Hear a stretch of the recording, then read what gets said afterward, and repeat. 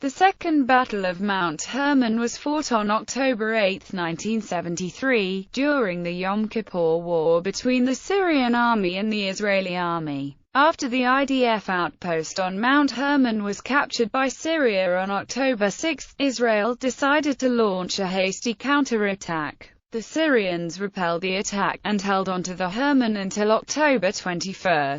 Background: on Yom Kippur, October 6, 1973, Egypt and Syria launched a war against Israel that had occupied the Sinai Peninsula and the Golan Heights since the Six-Day War. As part of the initial Syrian attack near 1400, a commando force was landed by helicopters near Mount Hermon. The IDF outpost on the mountain was caught by surprise, and fell before the next morning. Several Israeli soldiers managed to escape. Prelude: Syrian preparations following the 82nd Syrian Paratroop Battalion's complete takeover of the Israeli Hermon outpost on October 7.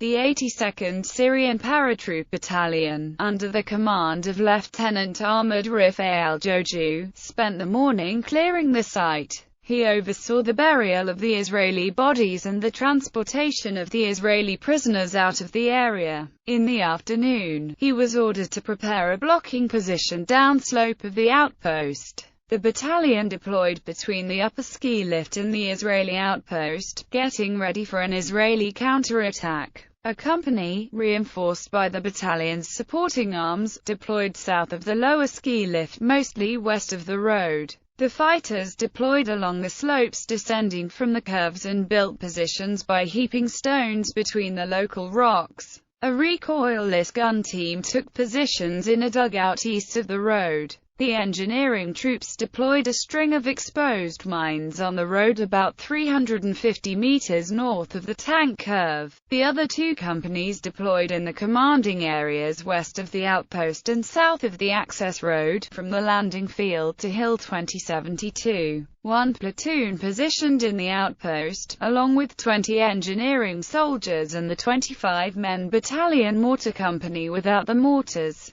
In that area, two B-10 RCLs, aimed at the road leading from the upper ski lift to the outpost, and 4 Strela anti-aircraft operators were also stationed. The battalion commander command post also took position west of the outpost, and a platoon was deployed near it to break counterattacks. 2 observation officers were deployed in the outpost itself. At dawn on October 7, the 183rd Commando Battalion was deployed on High Point 1614 on the Hermon mountainside, southwest of the 82nd Battalion. The 183rd Battalion was the northern flank along with the 68th Infantry Brigade and the Moroccan Expeditionary Force in the 7th Infantry Divisions. Breakthrough attempt. Its mission was apparently to capture Bunker 103 in Majdal Shams and then move through the Yarafuri Valley to block the Majdal Shams-Mezzada road and later move across the Banias to Gadja. On the night of October 6 to 7, it moved westward on foot from the Haidar area through the Hermon slopes and deployed on High Point 1614. In the afternoon of October 7, its reconnaissance company seems to have attacked Bunker 103 and then retreated back to the battalion area. On the morning of October 8, the battalion was still set for defending High Point 1614 and did not advance westward, since the 7th Division was stopped on the Haidar-Mezzada road. Israeli decision to attack since 1558 on October 6, when contact with the outpost was lost. The Israeli Northern Command knew the outpost fell to the Syrians, but did not know what happened to its soldiers. NC considered it imperative to recapture the Hermon, for both moral and strategic reasons. About an hour after contact was lost, the NC Operations Branch Officer, Colonel Uri Simhoni, suggested to plan an infantry assault on the outpost.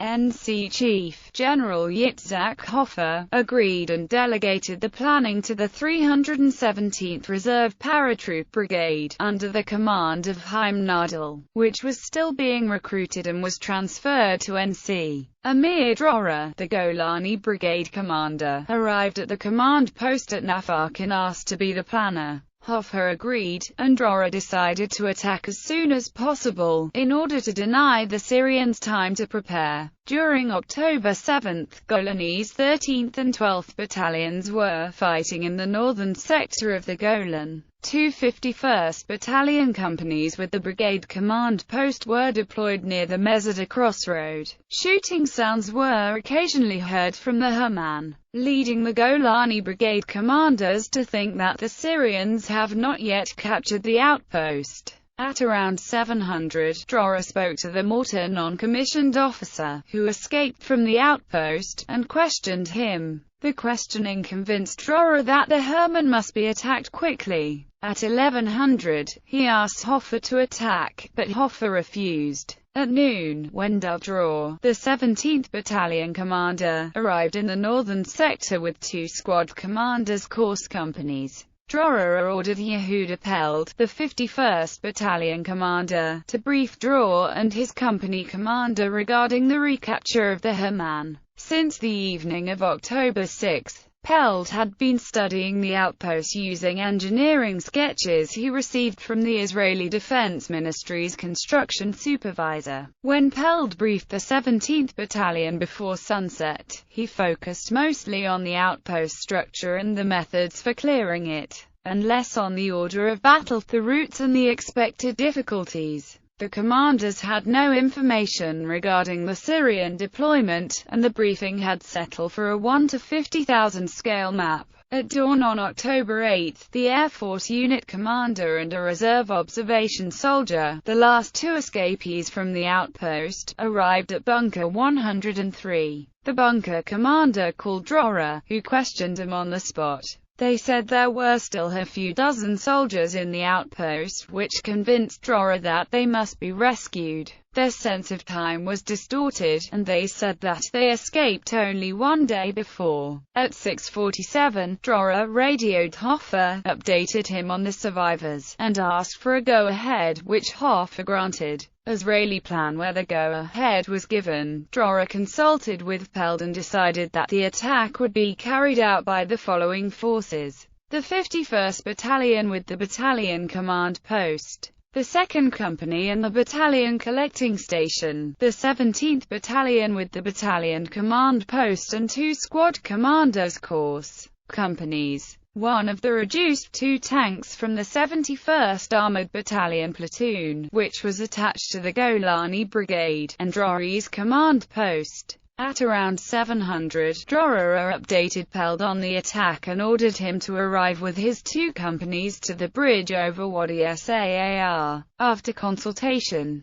Peld decided that Company A would continue its blocking mission at the Meseda crossroad and subordinated the tank company's 3rd tank to it. At that time, the 13th Battalion's Company B and a staff company from the brigade training base, both under the command of the BTB commander, who had organized in Rosh Pina, arrived at Meseda. Drora ordered them to defend the Meseda crossroad. He also intended to leave half of the reconnaissance company at the crossroad, but after consulting with the company's former commander, who accompanied Drora, it was decided that half the company would join the 1st Battalion. The 51st Battalion's Company B commander, who was with his company in the middle of Majdal Shams, was ordered to wait with his company in the western entrance of the village and join the brigade column. At around 7:30, Drora quickly briefed Peld, Drora and his company commanders, the reconnaissance company deputy commander and the tank platoon commander, near the bridge over Wadi Saar.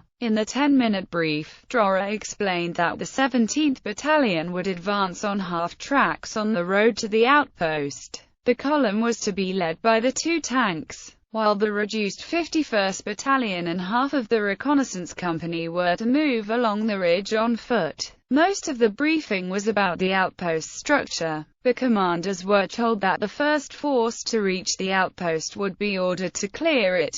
At this point, Assyrian shelling started, and the briefing was cut as Drora ordered the commanders to mount their half-tracks and start moving. The company commanders did not get the time to brief the fighters, and had no information about the Syrian dispositions. The brigade was not detailed any air or artillery assistance, but Drora assumed those could be provided along the way. The half-tracks were received or borrowed from the emergency reserve stores, and were only half-equipped and in a bad technical condition. They had no machine guns, machine gun ammunition or machine gun pedestals, so the unit's machine guns could not be placed. The 17th Battalion lacked rifle grenades and it departed without its battalion collecting station. The half-tracks had almost no fixed radio communication units other than portable ones, so the entire 17th Battalion used the same frequency.